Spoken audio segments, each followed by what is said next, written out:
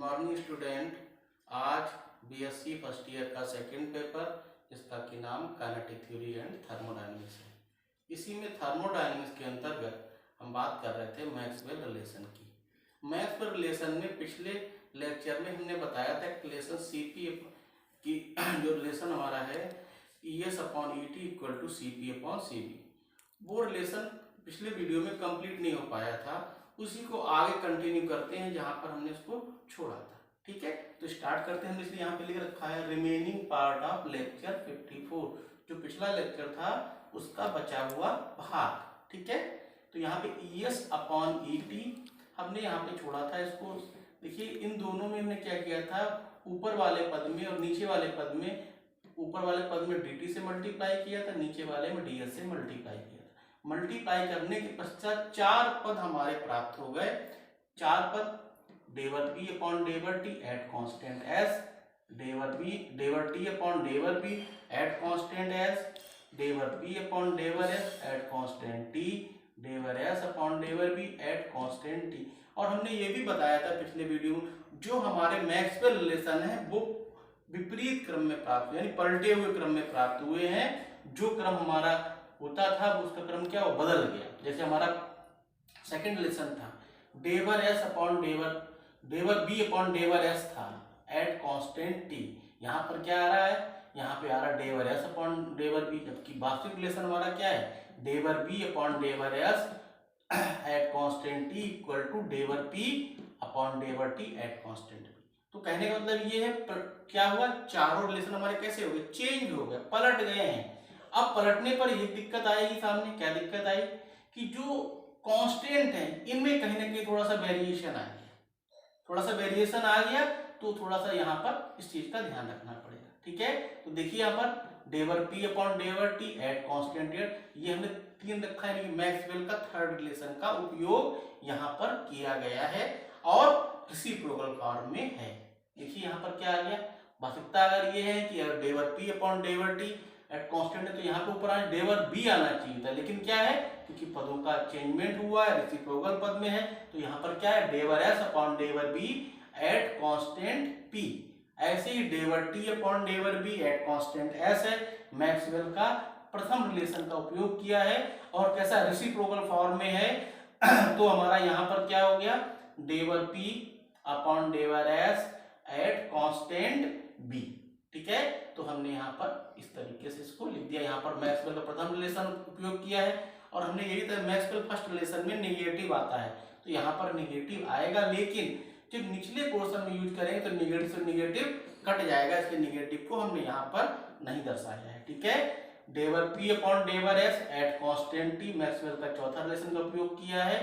और यहाँ पर क्या आ गया del t upon del b at constant p। ऐसे ही del s upon del Maxwell का दूसरे रिलेशन का उपयोग किया है, तो del p upon del t at constant b। तो हमने क्या किया, चारों मैक्सवेल रिलेशन का रेसिप्रोकल फॉर्म का यहाँ पर उपयोग कर दिया।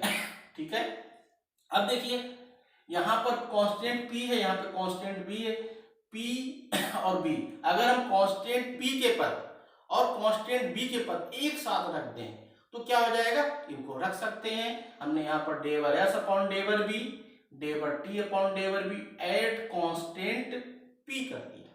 दूसरे में क्या था del p upon del s upon del p upon del t at constant b। हमने क्या किया, दोनों के कांस्टेंट हमने एक साथ कर दिए, ऊपर का पद नीचे का पद। अब देखिए जब हमने एक साथ कर दिया तो डेवर भी कर सकता है और डेवर भी कर सकता है। कहने का मतलब ये है इसका डिनोमिनेटर कटेगा दोनों का, इन दोनों का न्यूमरेटर कट सकता है, हटा सकते हैं। अब जब ऐसा करेंगे देखिए यहाँ पर नीचे का पद जाएगा तो del s upon del t बचेगा। हमने यहाँ पर लिख दिया ES upon ET del s upon del t, del भी कैंसिल आउट हो गया। अब दूसरे पद की बात करते हैं जिसमें कि न्यूमरेटर कट रहा है। अब न्यूमरेटर कट रहा है तो नीचे वाला पद ऊपर जाएगा, ऊपर पद नीचे आएगा, यानी del t upon del s हो जाएगा। यहाँ पर हमने क्या किया, del t upon del s at constant b लिख दिया। ठीक है, क्या किया, पहले वाले पद में क्या हुआ, हमारा डिनोमिनेटर कटा हुआ है, दूसरे में न्यूमरेटर करा और पदों को क्या कर दिया, रीअरेंज कर दिया, यानी पुनः व्यवस्थित कर दिया। इस चीज का ध्यान रखना है, ठीक है। अब देखिए क्या करना है, क्योंकि हमें रिलेशन क्या चाहिए, सीपी अपॉन सीबी। यहाँ पर सीपी सीबी क्या हुआ, मल्टीप्लाई फॉर्म में आ रहा है, यानी कि मल्टीप्लाई फॉर्म तो हमें चाहिए, हमें कौन सी फॉर्म चाहिए, अपॉन वाली फॉर्म में चाहिए। तो देखिए यहाँ पर हमारा सीपी तो वैसे रहेगा, del S upon del T at constant P, इसमें तो कोई परिवर्तन होगा नहीं। तो दूसरा पद है, इसको हमने पलट दिया, जब पलटेंगे तभी तो नीचे आ सकता है। तो हमने क्या किया, del S upon del T at constant B करते हैं, यानी कि ये हमारा क्या हो, कांस्टेंट पी हो गया, यहाँ पर कांस्टेंट पी से हमारा प्रेशर हो गया, बी से हमारा वॉल्यूम हो गया।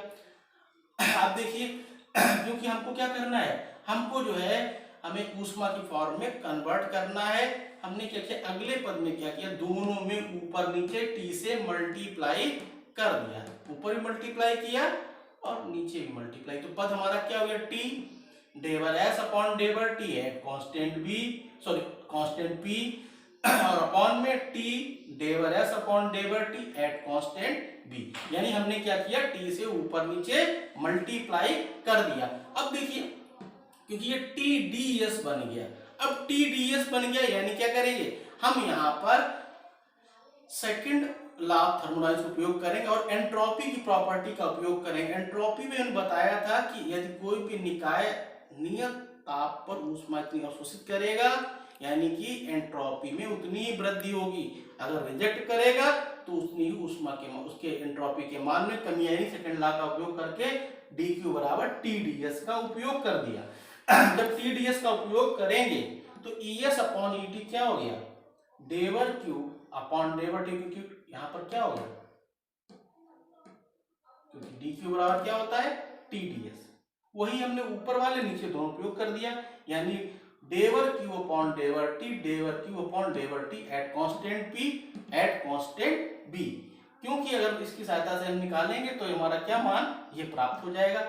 और जो डेवर क्यू अपॉन डेवर टी है, क्योंकि हमने रिलेशन पढ़ा है क्यू बराबर एम एस डेल्टा टी, अगर उसकी हम बात करते हैं तो हमारा ये क्या हो गया, ये हो गया molecular specific heat at constant pressure, molecular specific heat at constant volume, यानी कि del Q upon del T at constant P हमारा क्या हो गया, सीपी, और del Q upon del T at constant B क्या हो गया, सीबी हो गया, यानी क्या हो गया, ये कांस्टेंट प्रेशर पर, ये कांस्टेंट वॉल्यूम पर, यानी कि ES upon ET equal to हो गया CP अपॉन CB, और ये रिलेशन किसके बराबर होता है, गामा के बराबर होता है, यानी जो रिलेशन हमको चाहिए था वो रिलेशन हमारा प्राप्त हो जाएगा, यानी कि अगर इस मान को इस क्रम में रखेंगे। अब इसको हम एक क्रम में थोड़ा सा रिपीट कर देते हैं, कैसे इसको फाइंड आउट करना है।